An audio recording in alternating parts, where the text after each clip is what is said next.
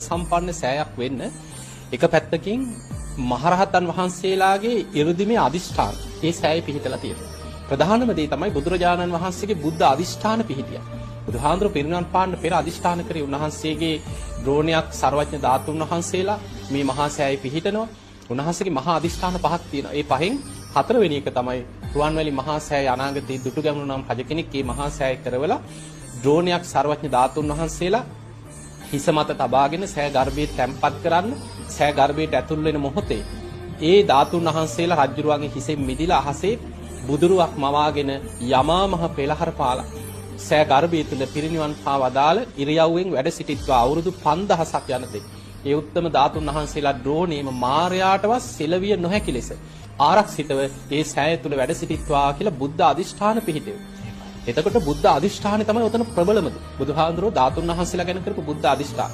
ඊළඟට මහරහතන් වහන්සේලාගේ 이르දිමේ අදිෂ්ඨාන තියෙනවා. උන්වහන්සේලා 이르දියෙන් තමයි සීමා ලකුණු කරලා දෙන්නේ.